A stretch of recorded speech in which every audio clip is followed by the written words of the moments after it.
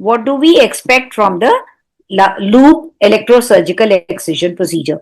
Mostly the indication to perform these are the CIN2 or CIN3, especially if we want to conserve the uterus. So it is the removal of the abnormal area from the cervix and the entire transformation zone. We use a thin wire loop powered by the electrosurgical unit, which cuts and coagulates at the same time. Where once the thing has been cut, we can use a ball electrode to use it for coagulation of the base, so that from there, if there is any bleeding, that is taken care. The tissue which is removed is sent for histopathology, and we have to see and mark the tissue in such a way that we know which area is being given for histopathology. So we put a mark at 12 o'clock, take the whole cone and send it for histopathology. It is generally performed under local anesthesia, as you must have seen yesterday in my talk on the anatomy, that it does not actually require much of a anesthesia, as there is only parasympathetic supply to the cervix and not the sensory supply. So it does not pain so much. It can be performed on an outdoor basis. It generally takes not more than 10 to 15 minutes, but the patient has to stay in the facility for a few hours. And one has to make sure that the bleeding is not there. And we do it under colposcopy guidance after application of the Lugol's iodine and the acetic acid, so that we can identify the transformation zone well.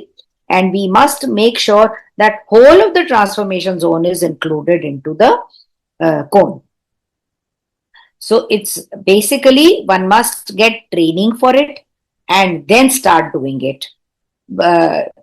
We must be able to recognize first under colposcopy guidance, and then we should also be able to have any complications should be dealt there and then. So unless you are sure that you have a setup where all the complications can be taken care of, you have the facilities to take care of bleeding, infection, then you should start with the LEAP procedure. Even if it's an OPD procedure, one must have a secondary level backup facilities available.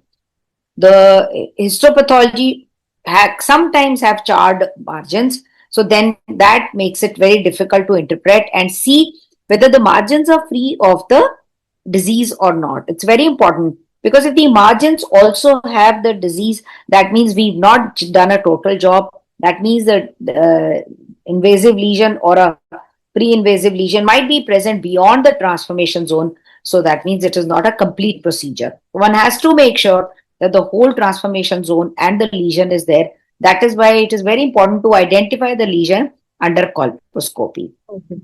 You must have a good electrocautery machine, and that machine should be under AMC. Always have a power supply with you. Now, when is it indicated? If there is high-grade squamous intraepithelial lesion, or CIN3, or microinvasion on biopsy, or there is adenocarcinoma in situ, or if it's a recurrent CIN1 and 2 which has not been completely managed by either thermal ablation or cryosurgery. Or if the endocervical curettings are positive, you did a pap smear and endocervical curettings or a biopsy with the ECC which have come positive, then also it is indicated that you should do a LEAP and remove whole of the transformation zone, including the intracervical limit of the vision. In case you've not been able to perform colposcopy well, that is, the whole of the transformation zone is not visible, then again the treatment of choice for abnormal lesions is a LEAP. So what do we need for it? We need one electrocautery with different probes, which can be a tungsten wire loop electrode of different sizes, a small, medium or large. An insulated speculum is used so that if we pass the electrocurrent, it should not damage the lateral wall of the vagina. Sometimes even with this, the wall can, try to come inside the field But then we can use, this is a lateral vaginal wall retractor, which is also insulated, which can be used to separate the vaginal walls. And the electrodes of different size are available. Then a ball electrodes to make sure that the base, once you've removed the lead, does not bleed. They generally contain a tungsten wire of 0.2 millimeter diameter. Smoke evacuator unit comes very handy because whenever we perform LEAP, there are a lot of smokes which needs to be sucked out. Otherwise, the visibility goes and you don't know where are you taking the loop from. The ESU, which is usually the normal electrocautery machine, is good enough. It has a coagulation mode of 80 watt, which is required, a cutting mode of 110 to 200. We generally use a blended current of 60 watt and cutting to 60 watt. So 60-60 is the basic that is required. These are the speculum which are insulated. These are the lateral vaginal wall, then a Lugol's, acetic acid, and local anesthesia, which can be given at that. Then these are the tungsten wire, which are used depending on the size of the transformation zone. Then this is the ball electrode, and these are the cotton tip to perform the Lugol's test. Now coming to the transformation zone, I hope you are clear with the transformation zones. And the type 1 transformation zone is the one in which the whole of the transformation zone is available to us, where we can see the squamocolumnar junction as well as the new and old, the whole of the transformation zone is available. So if there is a lesion which is of CIN3, it can be in a type 1 transformation zone. We use a LETS or a LEAP procedure of type 1 excision. Here, you can also do an ablation procedure, but the problem with the ablation procedure is that even if the whole of transformation zone is visible, we don't know how much is the depth of invasion because you don't get any tissue for biopsy. So ablation zone, if you feel that there is CIN3, should not be used.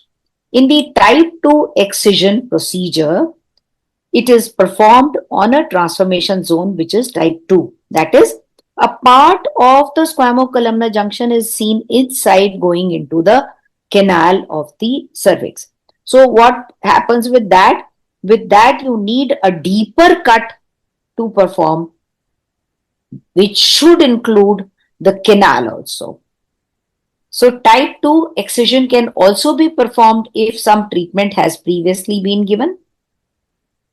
We can also have an alternative in the form of single wire excision of transformation zone, where a needle electrode can be used to cut and mark the area and then cut it through the head of the needle electrode.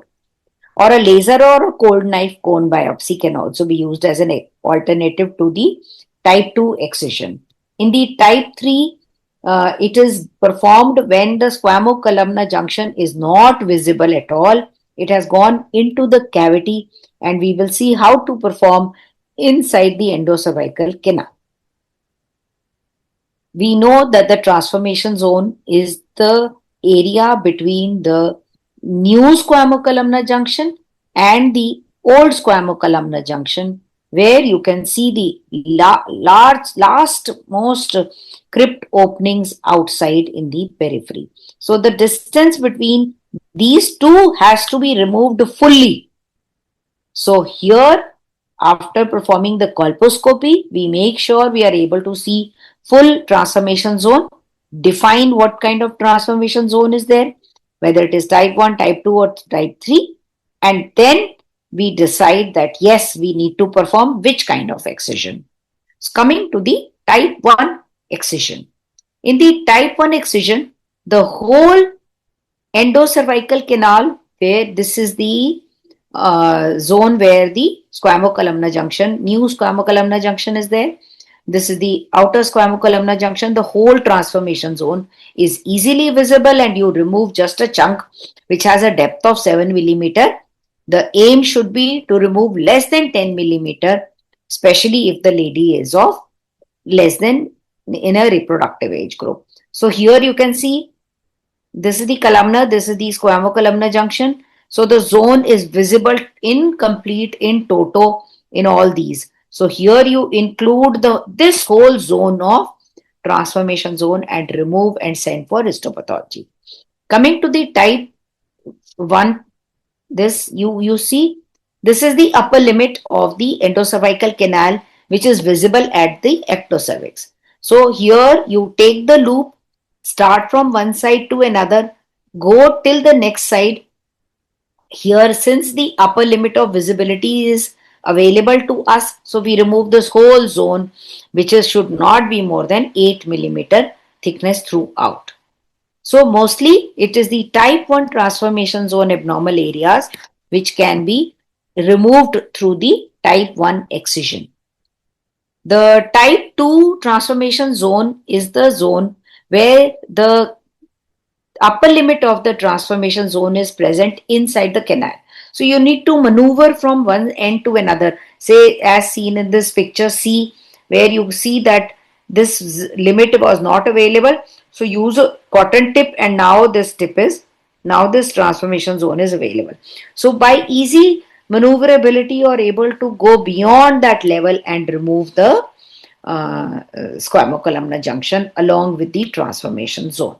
Here the chunk which is removed is more, to the level of 10 to 15 millimeter. Here the visibility is higher up, so you need to make sure that you are able to go inside the canal. So you take a deeper cut into the canal and take till the level of upper level of the transformation zone. This is how it is taken. Here, this is the green dotted line which has gone into the canal. Then you start from one end, go till the canal, then come out from the side. So this is how you are able to take the whole of the type 2 transformation zone. Here the depth is more. There it was only till 7. Here it is approximately by 10 millimeter that you go deeper inside, so that you can go into the canal and remove a bigger chunk with the excision type. Coming to the type 3 transformation zone, here the upper limit of the vision is not there. So that means the whole of the squamocolumnar junction has gone inside, especially in a menopausal or a perimenopausal or a postmenopausal lady. The upper limit of the transformation zone goes beyond the visibility area. So here you need to be very careful while taking the leap, that we must include the upper part of the canal also.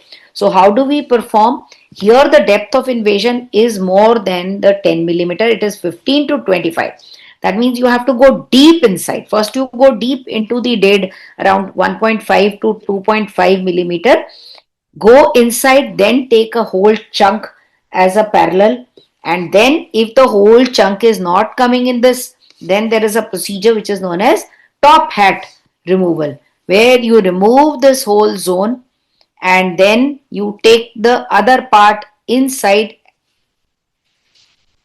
like this. First, the first cut removes this part, then you go again inside with the smaller loop into the canal and remove the upper part above that zone which you've already removed. So this technique is known as a top hat technique.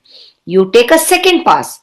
First pass through the whatever limit you are able to go for a zone of about 15 to 25 millimeter. Second, you go inside the canal. Once this part is removed, you can now go further inside the canal and remove another loop which resect upper part of the transformation zone. Now let us understand how to send the sample. You've taken out the sample. You mark this whole sample. You open the sample. This is the whole sample which has come. You open the sample. You mark the area which is at 12 o'clock. The part from the external part to the internal part is known as the length.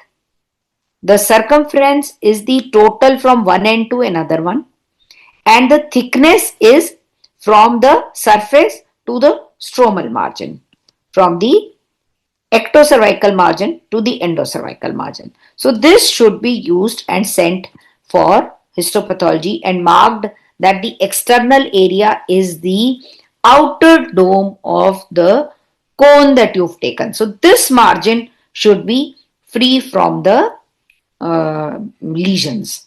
If the lesion is totally inside in the canal as well as in this trauma, that means you've done a good job. Now she does not need to be subjected to any further treatment. You can only follow her up now. There is also one of the Fisher cone biopsy exciser which is available. It is a triangular shape with a fine wire over it. So here you put the this long end inside the canal and sweep all around by 24 by 360-degree angle all around it and get the cone in this shape. So this procedure can also be used.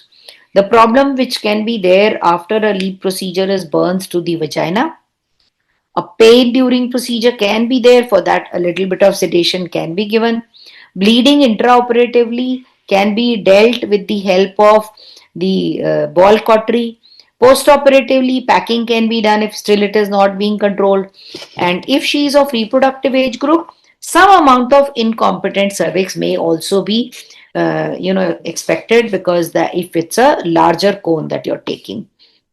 And if the margins are not free of the disease, persistence of the diseases can be there. So that's why we must follow her up after the treatment also. We cannot just leave or a conservative management and forget about the patient. So a patient who cannot come for follow up, you should not perform LEEP, because then she needs a full treatment and the uterus needs to be removed, because we don't know the extent of the disease and we don't know the pre-invasive lesion which can be present beyond the limit that you are able to remove with this. So follow up immediately after this is you're not supposed to use douche or tampons, and intercourse should not be performed for 1 month. There is generally a discharge which comes from the vagina for about 2 weeks, and then you follow her up after 4 to 6 months. This is how a LEEP, parents, the advantage of LEEP is that it goes back to a usual routine normal cervix at 6 months. So this is our duty to fight against cancer and treat the